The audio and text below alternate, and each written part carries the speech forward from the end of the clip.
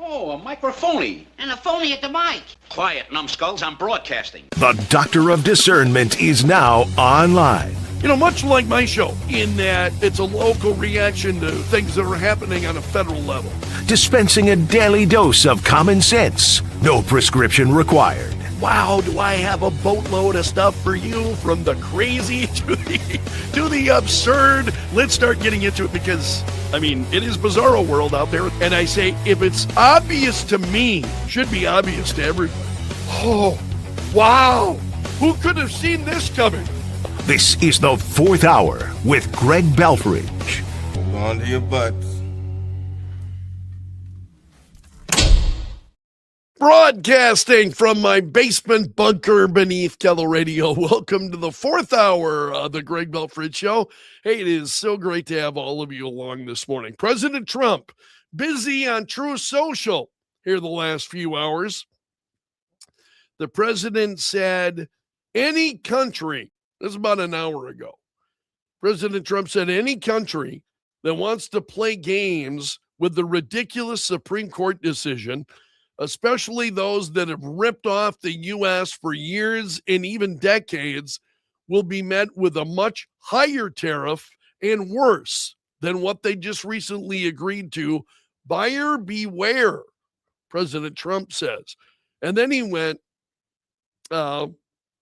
shortly after that, and he commented, as president, I do not have to go back to Congress to get approval of tariffs. It has already been gotten in many forms a long time ago. They were also just reaffirmed by the ridiculous and poorly crafted Supreme Court decision. So the president clearly is still a little bit burning over Friday's U.S. Supreme Court decision. Okay, one of the other big stories, and I love this, is the men's U.S. hockey team. And the White House now trolling Canada. The official X account of the White House uses to take a swipe at former Canadian Prime Minister Justin Trudeau. And they said on X, you can't take our country and you can't take our game. Excuse me. That's hilarious. So this is the first time since 1980 that the men's U.S. Olympic hockey team has won gold. So first time since 1980. So it's a pretty big moment. So the White House account trolling Trudeau, and the White House wasn't the only ones. Former NFL star Robert Griffin III said, we took your game. Yeah. Okay, so folks are having a lot of fun with that. There is a piece over, this is at PJ Media, pjmedia.com. And this is a piece by Tim O'Brien. And he's talking about, following the Olympic Games, right? We got the Americans over competing, and I think especially for those who appreciate athletic competition and really enjoy the Olympics. And so O'Brien writes a piece responding to a piece apparently over at the Huffington Post. HuffPost interviewed a number of psychologists who wanted people to know that if waving the American flag or chanting USA turns you off, you're not alone. What? Oh, this just gets crazy. And so Monica Torres said the degree to which you feel, now listen to this, because this is like bat crap crazy, folks. The degree to which you feel shame and guilt right now for cheering U.S. Olympians might also depend on how much cognitive dissonance you have between the stated values of being American, freedom, revolutionary spirit, opportunity for all, versus how our government has actually acted in the hundreds of years since the U.S. was formed. You've got to be kidding me. So, what O'Brien writes in this piece in PJ Media, he says, the bottom line is pretty simple. No one's allowed to have fun while the left is miserable. That is spot on. Have you noticed that?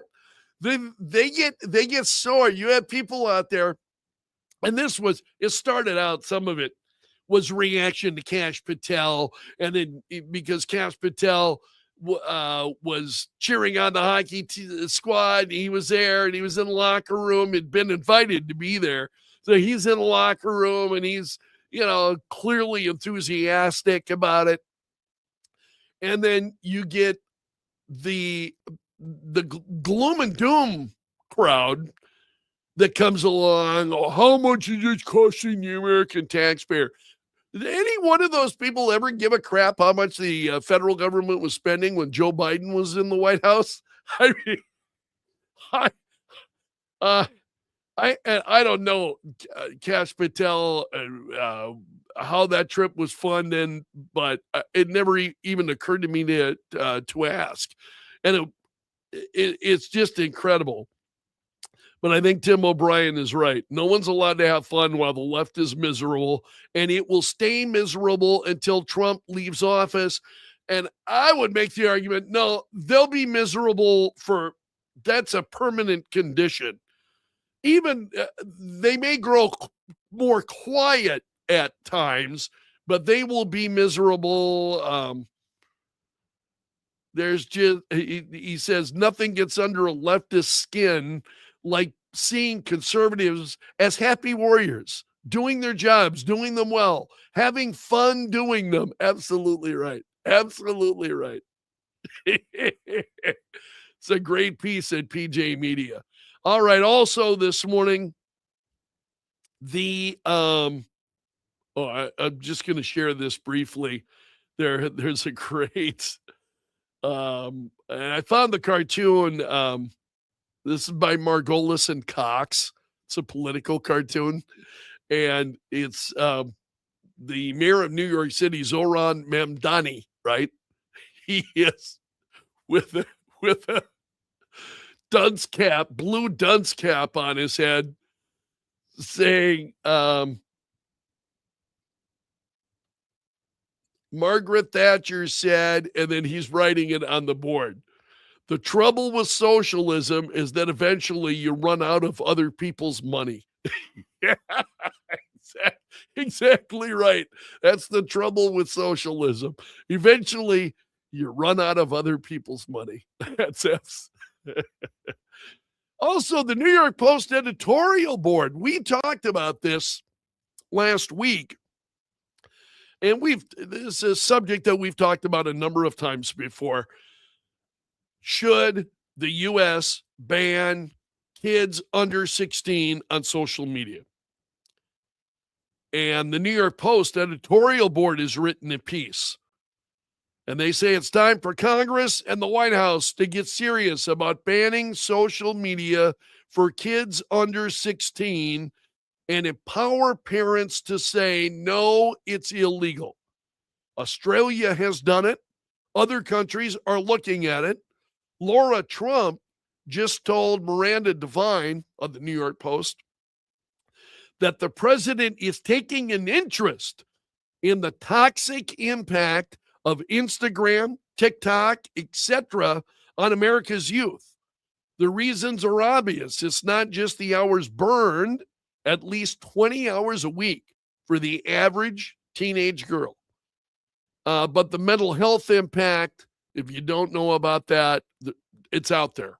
There's a lot of research out there. The mental health impact of social media, and not just on kids, but even on adults. That there have been studies showing, and I say this knowing that I'm on Facebook. You notice I'm not on Facebook a lot. but I do use Facebook. The studies that showed the more people were on Facebook, the more depressed they were. The more depressed they were. So people would go on would be feeling fine, go on Facebook, and then get off, and they're depressed after they get off Facebook. Imagine what that's doing to our kids. Those who are spending, 12, 14 hours a day on social media. And so the New York Post says the reasons are obvious. It's not just the hours that are burned, but the mental health impact. Beyond that is other dysfunction. An entire generation that's too easily bored, appalled at the thought of reading entire books. So they are encouraging President Trump then to take some action, banning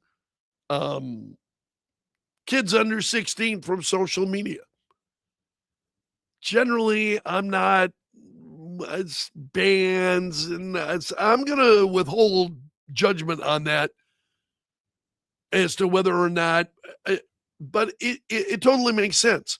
I would rather leave it in the hands of parents. Unlike many of you, I would rather leave it in the hands of parents. Problem is, a lot of parents aren't going to do it. A number of other parents are going to say, I would love to do it, but I can't keep an eye on my kid 24 hours a day.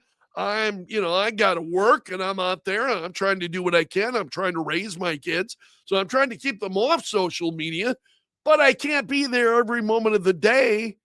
I think it's a tough problem. What do you think? What's the correct solution there?